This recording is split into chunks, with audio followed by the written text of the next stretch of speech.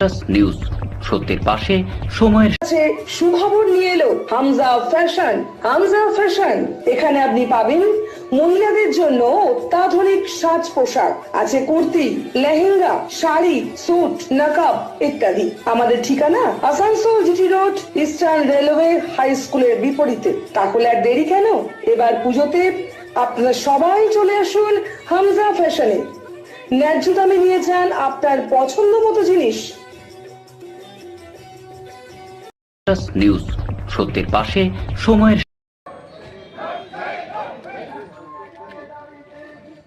শুক্রবার সকালে বামফ্রন্টের পক্ষ থেকে পানীয় জলের দাবিতে বিক্ষোভ মিছিল এইচএলজি মোড় থেকে জেলা শাসকের দপ্তর পর্যন্ত গিয়ে জেলা শাসক দপ্তরে স্মারকলিপি জমা দিলেন।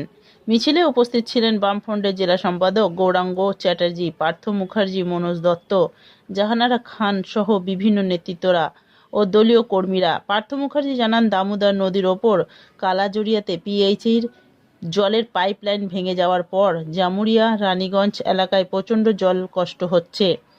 অবিলম্বে পানীয় জলের সমস্যার সমাধান করতে হবে। তিনি জানান, ঘটনার কিছুদিন আগে তিনি পুলিশ কমিশনারকে দামোদর নদীর ওপর থেকে অবৈধ বালু উত্তোলনের কথা, কয়লা উত্তোলনের কথা জানিয়েছিলেন, কিন্তু তারপর প্রশাসন থেকে কোনো পদক্ষেপ গ্রহণ করা হয়নি। গৌরাঙ্গ চ্যাটার্জি জানান, কয়লা মাফিয়ারা কয়লা খাদান করার সময় সার্ভেয়ার এনে জানে কয়লা খাদান তার বাড়ির দিকে না যায়, তাহলে তার বাড়ি ধসে যাবে। সেই রকম প্রশাসন জানে যে কোন সেতু থেকে 300 মিটার দূরে জমিতে গর্ত করা যাবে, অথচ বাম আমলে তৈরি করা দামোদর নদীর ওপর পিএইচির জলের পাইপলাইন জানার সেতু এতদিন পরে শুধু বালু তোলার কারণে সেতুটা ভেঙে গেল। অবিলম্বে শিল্পাঞ্চলে পানীয় জলের সমস্যার সমাধান করতে হবে। মহামান্য হাইকোর্টের নির্দেশ বেআইনি কয়লা ও বালু পাচার বন্ধ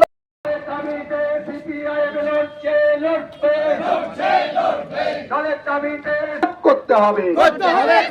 অবিলম্বে কালাঝরিয়া জল উত্তরকারী ব্রিজ মেরামত করতে দাবিতে সিপিআইএম লড়ছে, লড়বে। মানে জলের অপর নাম জীবন, জল ছাড়া মানুষ বাঁচতে পারে না। সেই জলের জন্য আমরা হাহাকার করছি। বামফ্রন্ট সরকার থাকাকালীনই যে নদীগুলোর উপরে যেভাবে জল প্রকল্প করে মানুষকে পরিশ্রুত পানীয় জল দেবার যে ব্যবস্থা করেছিল, সেই ব্যবস্থা আমরা এখন আমরা দেখলাম যেভাবে ভেঙে পড়েছে। মানুষ হাহাকার করছে জলের জন্য। কিছু অংশের মানুষ জল পাচ্ছে যাদের মেজিয়ার সাথে কানেক্টেড আছে, কিন্তু আমরা যারা কালাঝরিয়ার জল, মানুষ অভ্যস্ত হয়ে গেছে এই জল পান করতে। এখন এমন অবস্থা হয়ে গেছে যে মানুষ স্নান করা তো দূরের কথা, জামা কাপড় কাচা, শৌচালয় যাওয়া, কয়েক ফোঁটা জল নেই। বর্ষাকালে জল চারদিকে থই থই করছে, কিন্তু মানুষ প্রয়োজনে জল পাচ্ছে না। গরিব মানুষ 1 ড্রাম জল 100 টাকাতে আমাদের। নিউজ সত্যের পাশে সময়ের Mishra nursing institute of Asansol आपके लिए लेकर आया है खास offer. Free coaching for BSc nursing, जेन पास एंड जीएनएम, WB, JEE। आज ही एडमिशन लीजिए रेपुटेड नर्सिंग इंस्टीट्यूट में। जी हाँ, Mishra nursing institute of Asansol. अपने सपनों को दीजिए एक नया रंग। रजिस्ट्रेशन के लिए आज ही संपर्क करें। कॉन्टैक्ट नंबर है 8015000263 7076791 मोड़ स्थित प्रतिष्ठित अंग्रेजी माध्यम के आसनसोल नॉर्थ पॉइंट स्कूल में नर्सरी से क्लास 9वीं और 11वीं के लिए प्रवेश खुला है। ऑनलाइन नामांकन की भी सुविधा। स्कूल में सारी आधुनिक सुविधाएं उपलब्ध हैं। Air condition computer lab, air condition auditorium, swimming pool, पूरे स्कूल कैंपस में सीसीटीवी निगरानी, स्कूल ट्रांसपोर्ट की भी सुविधा। संपर्क करें Asansol north point school. Green Asansol, clean Asansol. আপনাদের শহর আসানসোলকে রাখুন সবুজ ও সতেজ, আর থাকুন সুস্থ ও স্বাস্থ্যবান, কারণ হেলথ ইজ ওয়েলথ। शहर आपका अपना है, इसे साफ रखना हमारा दायित्व है। দিনের পর দিন পরিবেশ দূষণ বেড়ে যাচ্ছে। এর কারণ শুধুমাত্র আমরাই এবং আমাদের অভ্যাস, যার কারণে আমরা নানান রকম রোগে আক্রান্ত হচ্ছি। তাই আপনার আশেপাশের এলাকা পরিষ্কার রাখুন এবং থাকুন সুস্থ। आसनसोल नगर निगम द्वारा जनहित में जारी। पॉलिथीन सड़क के किनारे यहाँ वहाँ न फेंकें और अपने परिवेश को रखें स्वच्छ। যেখানে সেখানে নোংরা না ফেলে অতি নিউজ, সত্যের পাশে সময়ের। মাননীয় জেলা শাসক অফিসে আমরা এসেছি।